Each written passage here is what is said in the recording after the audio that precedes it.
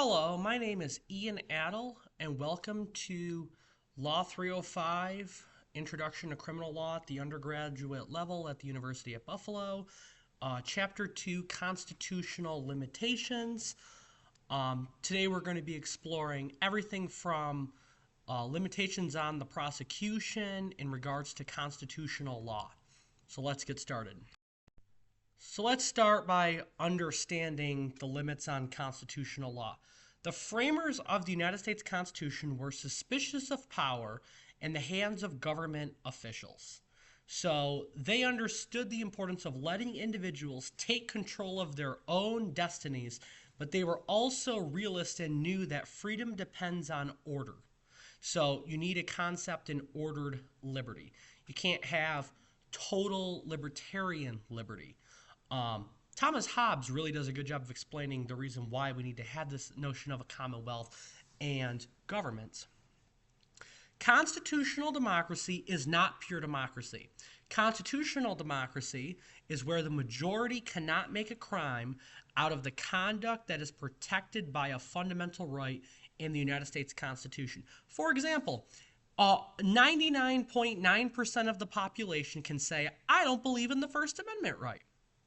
I doubt that would happen among our consensus today, but let's just say, for instance, that's what happens.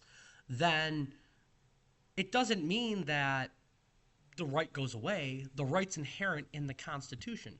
It protects against the tyranny of the majority. To the extent where the tyranny of the majority cannot make a crime out of something that is, in fact, constitutionally protected. Now, there are limitations to this, and there's tests and steps the court uses to determine those. Now, a central feature of criminal law in a constitutional democracy is the limits it places on the government's power to create crimes and punish offenders. And this is typically done through the notion of what the rule of law is. The rule of law is the idea that government power should be defined and limited by laws. So remember, the government has so much power, but that power needs to be diluted through Bill of Rights and through a system of checks and balances and separations of powers through Madisonian republicanism. Next, we need to explore the principle of legality. The principle of legality states no one can be convicted of or punished for a crime unless the law defined the crime. Okay, that's the key. Define the crime and prescribe the punishment before the person engaged in the behavior that was defined as a crime. This is known as the first principle of criminal law. We'll explore this in Chapter 4 as well. This deals with the actus reus requirements. The basic idea of the principle is to let individuals know what the law prohibits. What does the law say about this type of behavior? Can I engage in this type of behavior? Am I allowed to engage in this type of behavior for criminal law? And what is the punishment for such a violation? Three constitutional principles that fall within the scope of the principle of legality refer to the ban on ex post facto provisions, due process, the void for vagueness doctrine, and the rule of lenity in interpreting criminal law and punishment. So let's start with the ban on ex post facto laws. An ex post facto law is a law that does one of three things. First, it criminalizes an act that was not a crime when it was committed. So, for example, if the state of New York wants to prosecute you for a crime that they have not codified in the law, and at the time you committed that crime, and then 2 or 3 years later make it a crime and go back retroactively on you, that is unconstitutional. Number 2, increases the punishment for a crime after the crime was committed. The ban does not apply to reductions in punishment. So what this is saying is, if they pass a law and you've been convicted on the original law, and let's say 1979, and let's say in 1980 they came out with another law that increases its sentencing guidelines from 49 months to 70 months, for example, they cannot sentence you to 70 months because you were convicted on a statute in 1979 that was the law at that time. So let's say that you were convicted on a statute in December 26th, for example, and that statute contends that you are in fact guilty of X crime. Now, this is what the punishment says. You should be punished for X crime by 49 months in prison. Now, the state legislature on December 1st of 1980 changes the law and says, no, now it's 70 months. Nope, you were convicted at that time. It was 49 months. It's 49 months. Otherwise, it is an ex post facto law. But if the law reduces the sentence, the principle of lenity directs, especially narrow lenity, that has to be interpreted in the defendant's favor. So let's say the legislature did the opposite. It was 49 months, and then it became 15 months. The judge has to apply the 15-month sentence to be fair. And number three, any law that takes away a defense that was available to the defendant at the time that the crime was commissioned or omitted is something that could also constitute as an ex post facto law. Article 1, Section 9 bans the U.S. Congress from enacting ex post facto provisions. Article 1, Section 10 bans state legislatures from doing so. So these are what are called denied powers when you get into federalism. You don't really need to know that for 305, but it's something fun to know anyways. Also, most state constitutions include the ban on these retroactive policies. Anyhow, these retroactive policies are not fair. The reason why we include these is because Britain did this and deprived people and colonists at the time of their individualized rights and protections against ex post facto laws. These are fundamental protections against ex post facto laws. These are actually a part of providing fair notice and due process in the Constitution. Nobody pays attention to that, but this is due process. The ex post facto ban has two major purposes. The first is to protect private individuals by ensuring that legislatures give them fair warning about what is criminal and that they can rely on that requirement. Number two is directed at preventing state legislatures from passing arbitrary and vindictive laws. The void for vagueness doctrine is a principle that statutes violate due process if they do not define a crime and its punishment clearly enough for ordinary people to know what the law is. The job of laws is not to be complex, it's not to be convoluted, it's to be straightforward, it's to be black and white. We know that this doesn't happen with the law, though, because the law has so many different concepts involved in it. The law is very defeasible. It's constantly being changed. It's constantly being modified in different ways. Vague laws are violations of the Due Process Clause, just like ex post facto laws violate due process. Vague laws are based on the 5th and 14th Amendments to the U.S. Constitution, which ban the federal and state governments from taking any person's life, liberty, or property without providing such due process.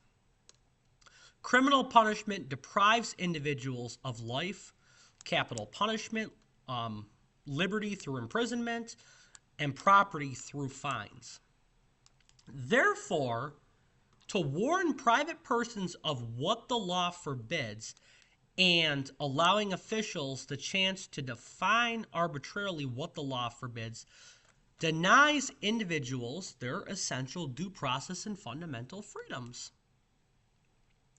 Lanzetta versus New Jersey contends, no one may be required at peril of their due process rights to speculate as to the meaning of penal statutes. All are entitled to be informed as to what the state commands or forbids, and a statute which is vague that men of common ordinary knowledge and intelligence cannot distinguish its meaning violates the first essential principle of due process of law. And it also violates the notion of what's called fair notice. Fair notice in vague laws does not exist. Fair notice isn't whether the defendant knows there's a law against an act, but whether, again, an ordinary person knows, or an ordinary person of reasonable prudence would know that the act is a crime. So, that was a lot, so let's break that down. So, fair notice and due process coincide with each other. If a law is vague, it is arbitrary. If a law is arbitrary, it does not provide fair notice. If it doesn't provide fair notice, it is a violation of the due process clause. And if it's a violation of a due process clause, the law is unconstitutional, which means that the void for vagueness doctrine, although it can never cure the uncertainty present in all laws, because the variety of human behavior and the limits of human imagination make it impossible to predict all the variations that might arise under the statutes.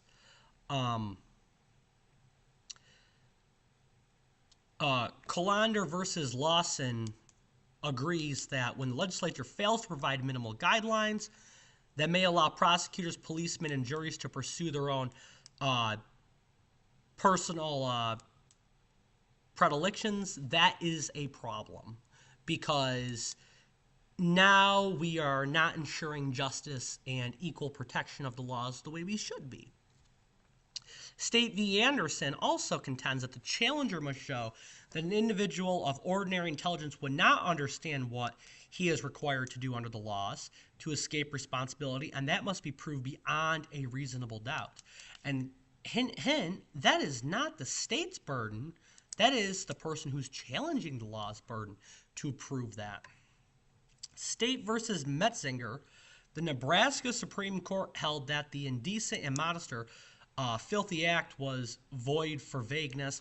This was just simply a case where there was a statute that contended these three terms: indecent, immodest, or filthy act, which gave police this power that they could use to go into a building and arrest an individual if that individual was engaged in one of those three characteristics.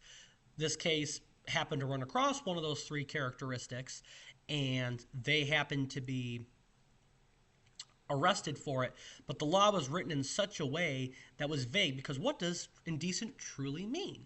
What does immodest truly mean? What does filthy act, quote unquote, truly mean? And the Supreme Court said, this isn't the way it works. We are going to throw out this statute. We're not going to enforce this statute because it violates the principle of fair notice, because the law is vague. If a law is vague, it violates fair notice. Again, fair notice correlates to due process, and due process determines the constitutionality of a statute. That is testable. Be aware of that.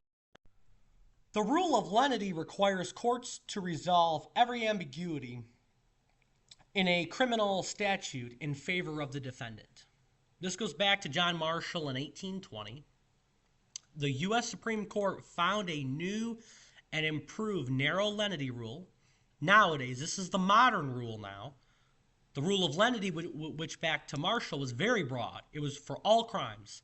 Now, they're trying to limit this to the requirement of courts to interpret ambiguous statutes in favor of defendants only in the core felony cases and other crimes requiring fault, so fault-based crimes. Under narrow lenity, the vast majority of cases do not get the benefit of the lenity rule, but the ones that do get it deserve its protection. So that's key as well. The vast majority of cases do not necessarily get the benefit of lenity, but of the ones that do get it, they truly deserve the rule of lenity protection. This is an additional way that the government has to provide due process towards individuals. to the extent where individuals, where there are vague statutes, cannot reasonably interpret what those statutes mean in terms of crime. They have to be interpreted in a way to improve and realign their condition with the criminal defendant. So that's important to recognize as well. Proving guilt in criminal cases, very easy. You should think of one burden of proof. One, beyond a reasonable doubt. The prosecution has the burden of proof in criminal cases. The defense does not have to help prosecutors with anything.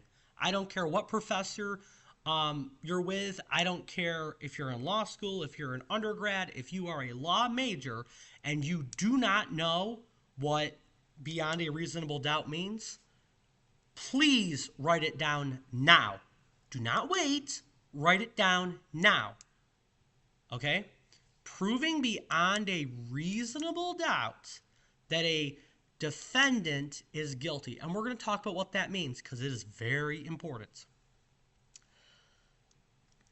Every criminal defendant enjoys the presumption of innocence from the time that they are charged with crimes until they are in fact convicted. So while they're at trial, they are still innocent people until that jury returns a conviction, and until they are sentenced based on that conviction, they are innocent.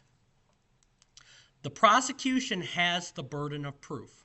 We know what the burden of proof is, beyond a reasonable doubt. When it comes to the criminal act and intent, defendants have, again, no responsibility to cooperate with the government and may refuse to say a word under self-incrimination. That is how important it is. Proof beyond a reasonable doubt. The highest burden of proof in the U.S. criminal justice system reserved for criminal cases. The prosecution must prove every element of the crime charged to this standard. Whether that be a conduct crime, whether that be a bad result crime, every element must be proved. Not one can be left out, or else there is reasonable doubt and it defaults to an automatic acquittal. Unless the jury is just so erroneous and doesn't give any deference to what the law says, a reasonable jury is going to acquit the defendant if the state fails to meet its burden of proof. In re Winship was a court case that affirmed this principle of proof beyond a reasonable doubt. You don't need to know any of these cases. I only provide them to you in case you're interested, but you really don't need to know these cases at the undergrad level. When you get to law school, you will have to know them then. Juries, however, nevertheless, have biases. All right, that's the reason why we have something called the judgment notwithstanding the verdict, or where a judge can enter a judgment of acquittal if the jury's decision was erroneous. Remember, jury decisions of not guilty can never be overridden. Judge cannot enter in a conviction on that. They can enter in acquittals, though, if they believe the jury is so erroneous to the extent where they either rejected directed verdict motion or some other issue was involved in the jury that caused a very, very bad bias. So juries start with considerably higher chance that a defendant is guilty when they should presume before they hear any evidence at all, that that defendant is 0% guilty. Nope. It's close to about 50% now. So when they get in there, it could be 50-50 and the evidence can go either way pretty much. Because juries are getting to become very, very biased. And that's true. The defendant, out of all people in the universe, committed the crime charged. That should be interpreted very, very narrowly by the jury based on the prosecutor's evidence solely, not based on their predisposed biases, if any exists. Proof and justification and excuse defenses. So remember how the model penal code establishes that conduct that is unjustifiably and inexcusably inflicting substantial harm? Well, affirmative defenses have to start matters off by putting in some evidence in support of their defenses of justification and excuse. This is called the burden of production. The burden of persuasion means that defendants have to prove their justification or excuse defenses by a preponderance of the evidence. So that means more than 50% of the evidence affirms that. So they don't have to prove them beyond a reasonable doubt. They only have to prove that it more likely happened than not, showing that reasonable doubt. Because remember, reasonable doubt is not absolute certainty. You see what I'm saying? So if you have just that little bit of doubt, it's okay. But if that little bit of doubt, well, element A is not adding up. Well, element B can't add up. Okay. Now, element C doesn't add up at all because of the excuse defense based on the burden of production, then your client, if you're a defense attorney, is probably going to be getting off because you're doing a very good job of attacking the prosecution's elements. That's the key to winning a case. You can say the most persuasive things ever, but if you're not attacking those elements, it doesn't matter. In other jurisdictions, once defendants meet the burden of production, the burden shifts to the government to prove defendants were not justified or excused. That's important. Once a affirmative defense is added to court, it is now the defense's burden, not the prosecution's burden, to prove that. Okay, let's start with the right to freedom of speech now. I know this is going to be a pretty long video, but it's an important video. Speech does not end with spoken or written words. Texas versus Johnson established that. There is something known as expressive conduct, nonverbal actions that communicate ideas and feelings. Gitlow versus New York selectively incorporated the freedom of speech and press to make protection in the Bill of Rights applicable to states, not only merely to the federal government. If government wants to restrict freedom of speech, they have to prove that they have a compelling government interest that justifies the restrictions. The 5 categories of expression that are not protected by the First Amendment. Now, this is important. Obscenity, materials whose predominant appeal is to nudity, sexual activity, or any sort of inappropriate nature to the Miller test of Miller v. California 73, that is construed as obscenity. That speech is never given protection by the First Amendment. Neither is profanity. Irreverence towards sacred things, particularly rooted back in our history, the name of God was determined to be profane if you took that name in vain during the New England colonies era. I mean, nowadays, it would probably be given protection. A lot of terms are with profanity, but profanity is one of those things that it can be regulated pretty heavily by time, place, and manner restrictions.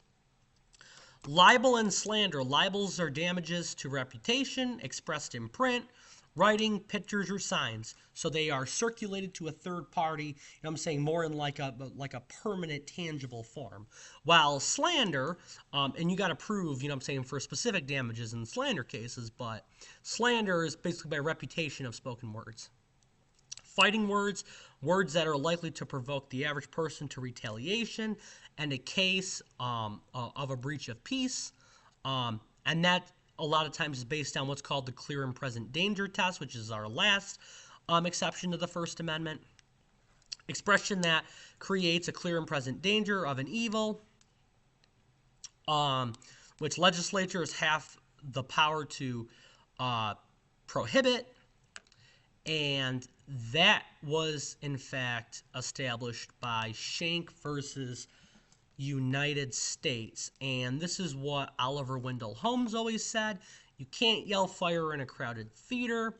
And in his holding of the case, he spelled this out: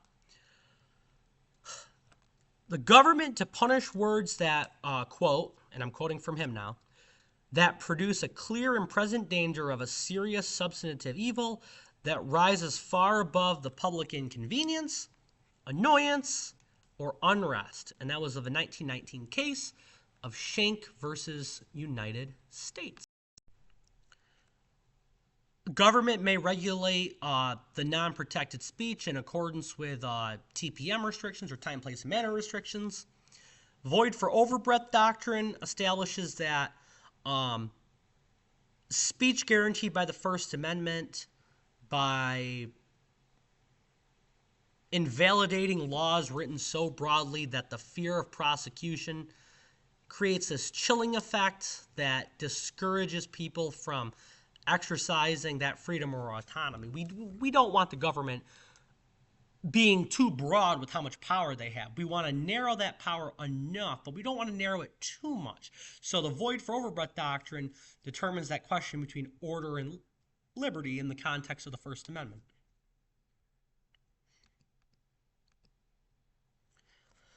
All right, the Second Amendment, the right to bear arms. So this is what the Constitution says. A well-regulated militia being necessary to the security of a free state, the right of the people to keep and bear arms shall not be infringed, according to Amendment number 2. D.C. v. Heller was a U.S. Supreme Court decision that struck down the ban of 1, enforcing a ban on registering handguns, 2, the licensing requirement, insofar as it prohibits the carrying of a firearm in the home without a license, and 3, the trigger lock requirement as it prohibits the use of functional firearms within the home. The core of the Second Amendment, the right of law-abiding, responsible citizens to use arms in defense of their individual or their home. McDonald v. City of Chicago selectively incorporated that to the state and local levels because D.C. v. Heller only held that it was at the federal level. Exceptions to the Second Amendment, not unlimited. Second Amendment is not unlimited. Like the First Amendment, there also are exceptions.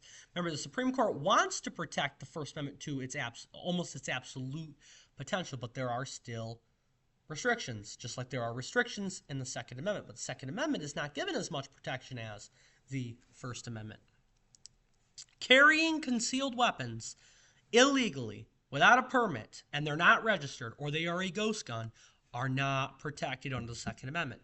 Felons possessing firearms, again, not protected under the Second Amendment, because when you go before a court hearing and you go before due process, you can get those rights taken away from you. Mentally ill persons possessing firearms. We in society are not going to give firearms to people who are mentally ill. Mentally ill individuals act in cases of automatism. They will act in accordance by violating their voluntary acts. They have no ability to form the voluntary act notion.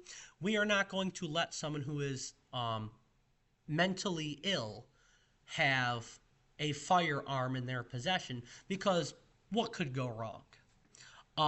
Carrying firearms in sensitive places such as schools and government buildings. No one, unless you are a law enforcement officer, again, no one, unless you are a law enforcement officer, can carry firearms in schools, government buildings, churches, malls, because these are places where A, it's public accommodation, and B, there's individuals who are unable to defend themselves in the event that it goes into such a haywire situation. Laws imposing conditions and qualifications on the commercial sale of arms, and also laws banning dangerous and unusual weapons not in common use, such as M16 rifles and firearms used in the military. You are not allowed to own a rocket launcher, a grenade, a flamethrower, a Uzi, a M16 rifle. That is not protected by the Constitution. Laws that regulate the storage of firearms to prevent accidents. Those, again, are not given Second Amendment protections because it deals with a matter of direct safety. Heller is important for at least 3 reasons. Firstly, it renders the first clause in the Second Amendment irrelevant. So well-regulated militia, in essence. The court overlooked well-regulated, which imposes regulations. Two, it does not rule out expanding the rights beyond the narrow boundaries of Heller and MacDonald. So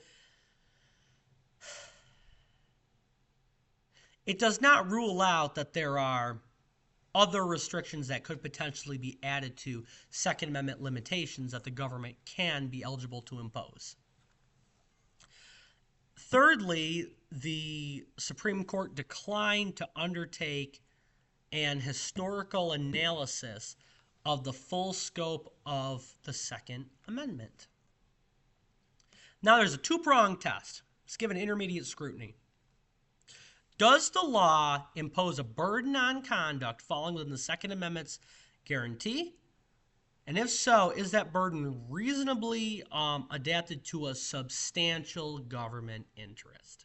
So, your Second Amendment protections are awarded intermediate or substantial scrutiny.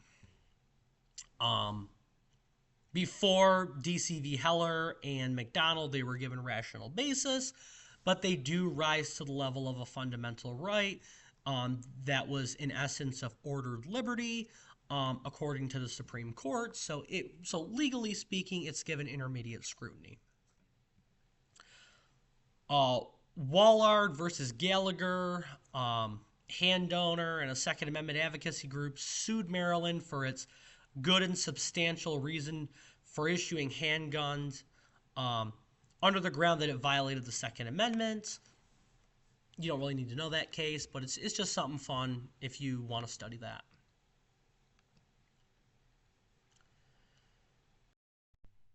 Next, we are looking at the inherent right to privacy. Why do I say inherent and implied? Because you will never find the word privacy in the Constitution, no matter how much you look for it. You'll never find the word privacy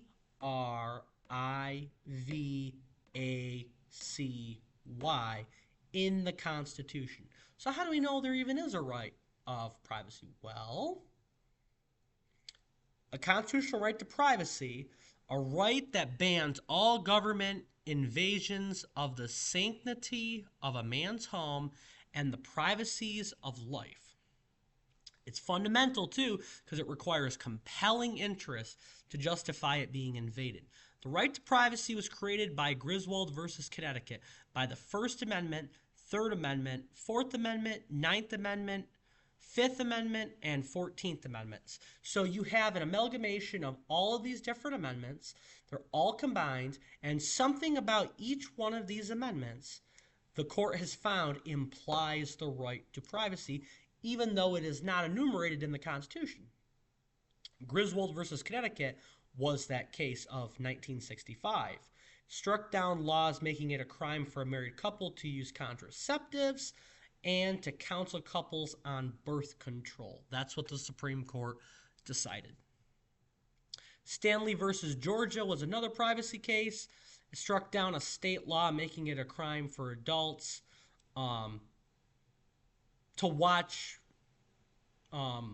movies in their home based on privacy.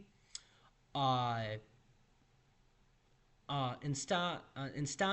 versus Bard ruled that invalidating a law banning the distribution of contraceptives to unmarried persons, so pretty much an extension of Griswold. Roe v. Wade, which was overturned, no longer applies anymore, but I figured to state it anyways based on its precedents and concepts of stare decisis at the apex level. Roe v. Wade struck down laws banning abortions in the first and second trimesters. Unfortunately, the Supreme Court ruled in the Dobbs versus Jackson Women of Health by a very large vote that the right to abortion and Planned Parenthood versus Casey is no longer a fundamental right any longer. at the federal level. But states under federalism still have the right to enact their own laws, of course. Kerry versus Population Services International struck down a law banning the use of or sale of contraceptive devices to persons under 16. So, what the law found was they didn't want to grant contraceptives to minors because they felt that minors would then have an incentive to procreate, and if they did, then it would cause basically an issue like what happened in the baby boomer generation. That was a concern. But the Supreme Court said this is a matter of privacy. Government, you may not regulate that matter. Planned Parenthood versus Casey struck down a law requiring a pregnant wife to notify her husband of her intention to abort the fetus. However, again, that was overturned when Roe was overturned because Planned Parenthood v. Casey was dependent on Roe. But it's, again, important. It's a precedent that was established, and it should be recognized.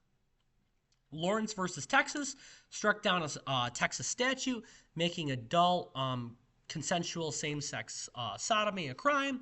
So this really came out before Obergefell came out. And this is really important because this was the first step to show that the right to same-sex relations and the fundamental right to marry based on the Ninth Amendment should be introduced with the right to privacy. Let's hope the Supreme Court does not overturn that as well. The Constitution and criminal punishment. Now, the Eighth Amendment has this cruel and unusual punishments clause, which can be broken down into two different parts. Barbaric punishments and disproportionate punishments to crimes.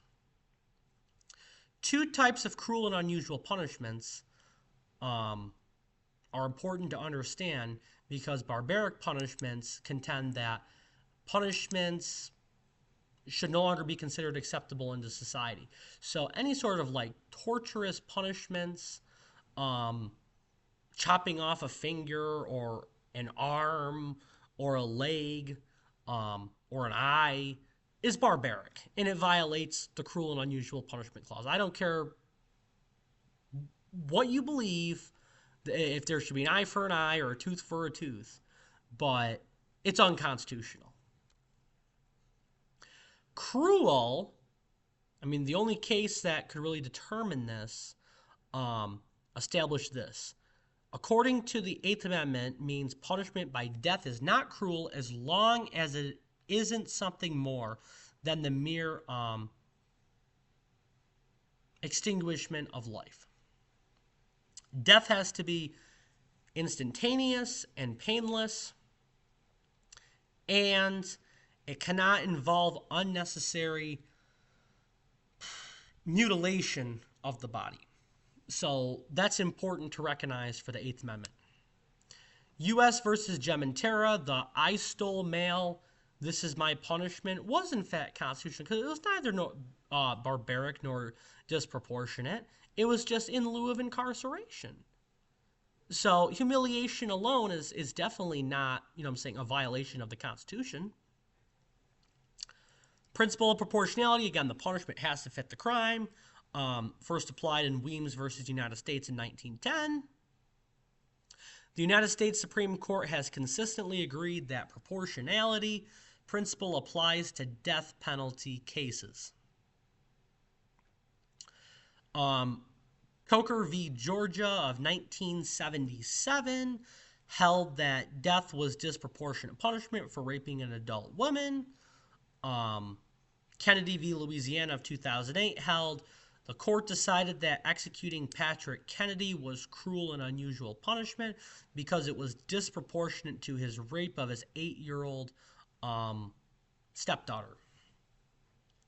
And the most notable case that you should know, Atkins versus Virginia, the Supreme Court ruled that executing anyone who proved the three elements of 1, the person had substantial intellectual impairments, 2, the impairments impacts the everyday life of that individual, and 3,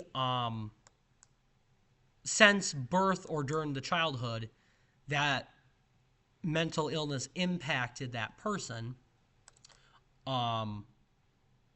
So that violates the ban on cruel and unusual punishments if you know what I'm saying, allow the death penalty for mentally ill people. Disproportionate punishments now. Death penalty for juvenile murders under Trop v. Doles with respect to the evolving standards test is a standard of decency that marks the progress of maturing society. Under Thompson v. Oklahoma, they applied the test to ban the execution of juveniles under 16, but Stanford v. Kentucky ruled that juveniles between 16 and 18 did not offend evolving standards of decency. Roper v. Simmons held that the execution of offenders under the age of 18 when they committed their crimes violated the 8th and 14th Amendments. Now, life without parole for juveniles. So that was the death penalty for juveniles. It is generally a bad thing, but between 16 and 18, and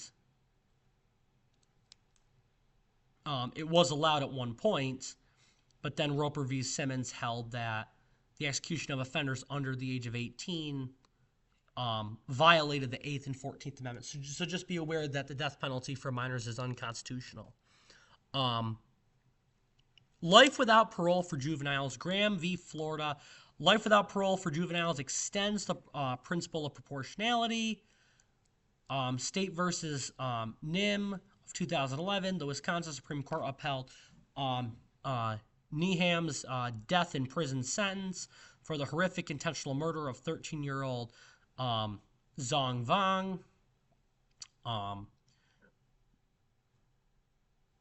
Neham committed the murder when he was 14 years old. So what this is saying is life without parole for juveniles is constitutional under the 8th Amendment.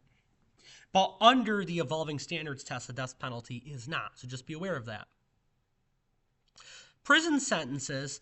So Solem v. Helm of 1983 revealed that United States U.S. Supreme Court was deeply divided over whether the principle of proportionality applied to the sentences of imprisonment. And here came to three strikes laws. Three strike laws intend to make sure that the offenders who are convicted of a third felony get locked up for a very long time, sometimes for life. They were proper because three strikes laws address the public's dissatisfaction with the criminal justice system. They promised a simple solution to a complex problem, also known as the Panakana phenomenon. They use the use of the catchy phrase 3 strikes and you're out was appealing to everybody because it was a baseball slogan. But guess what? It also caused a mass incarceration and a huge state budgets. But yet, Ewing versus California said 3 strikes laws, you're constitutional. Womp womp. I wish they weren't, but again, it doesn't matter what I want. The Supreme Court says it. The Supreme Court's right. Until it's changed by a different Supreme Court, which it could take centuries from now. The right to trial by jury in criminal sentencing. So there's this term called apparendi's rule. Other than the fact of prior conviction, any fact that increases the penalty for a crime beyond the prescribed statutory maximum must be submitted to a jury and proved beyond a reasonable doubt. Apparendi v. New Jersey was a case that establishes that a prosecutor has to prove an offense beyond a reasonable doubt and prove those elements, exceed the state prescribed punishment guidelines in that event. Blakely versus Washington of 2004 struck down Washington state statute that authorized judge to increase the length of prison time beyond the standard range. In Washington, sentencing guidelines based on facts not proved beyond a reasonable doubt. So prison sentence time can still be established beyond the guidelines, but a jury still has to prove this beyond a reasonable doubt. U.S. versus Booker, again, struck down provisions in U.S. sentencing guidelines that allow judges to increase individual sentences beyond the standard range based on facts not proved beyond a reasonable doubt to a jury. Again, the same holding, just to a different set of facts. Gall versus United States upheld a sentence of 36-month probation imposed on a man who pleaded guilty to conspiracy to distribute a drug in the face of a recommended sentence of 37 months in prison. All criminal sentences, again, very important, is subject to the review of the U.S. Court of Appeals. All of them, every single one, is subject to U.S. Court of Appeals. Know that. That's testable too.